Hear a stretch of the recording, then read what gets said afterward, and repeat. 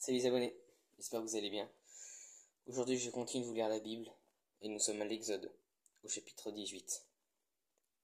Visite de Jéthro, le beau-père de Moïse. Jéthro, prêtre de Madian et beau-père de Moïse, apprit tout ce que Dieu avait fait en faveur de Moïse et d'Israël. Son peuple, il apprit que l'Éternel l'avait fait sortir d'Égypte. Jéthro, beau-père de Moïse, prit Séphora, la femme de Moïse. C'était après son renvoi. Il prit aussi les deux fils de Séphora. L'un l'appelait Guershom, car Moïse avait dit: Je suis en exil dans un pays étranger. L'autre s'appelait Eliezer, car il avait dit: Le Dieu de mon père m'a secouru, et il m'a délivré de l'épée du Pharaon. Jéthro, le beau-père de Moïse, vint avec les fils et la femme de Moïse au désert où il campait, à la montagne de Dieu. Il fit dire à Moïse: Moi, ton beau-père Jéthro, je viens te trouver avec ta femme, et ses deux fils l'accompagnent. Moïse sortit à la rencontre de son beau-père. Il se prosterna et l'embrassa.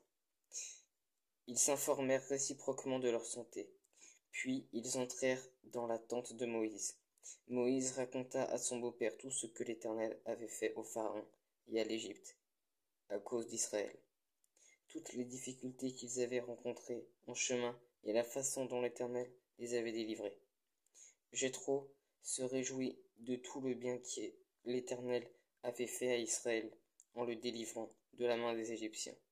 Il dit: Béni soit l'Éternel qui vous a délivré de la main des Égyptiens et de celle du Pharaon, qui a délivré le peuple de la main des Égyptiens. Je reconnais maintenant que l'Éternel est plus grand que tous les dieux, puisque l'arrogance des Égyptiens est retombée sur eux. Jéthro, le beau-père de Moïse, offrit à Dieu un holocauste et des sacrifices. Aaron et tous les anciens d'Israël vinrent participer à ce repas avec le beau-père de Moïse, en présence de Dieu. Le lendemain, Moïse siégea pour juger le peuple, et le peuple se présenta devant lui, depuis le matin jusqu'au soir. Le beau-père de Moïse vit tout ce qu'il faisait pour le peuple, et dit: Que fais-tu là pour le peuple? Pourquoi sièges-tu tout seul, et pourquoi tout le peuple se présente-t-il devant toi, depuis le matin jusqu'au soir? Moïse répondit à son beau-père: C'est que le peuple vient vers moi pour consulter Dieu.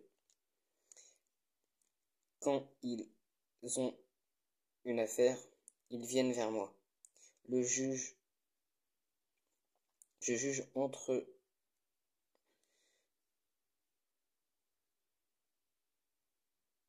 les parties et je fais connaître les prescriptions de Dieu et ses lois.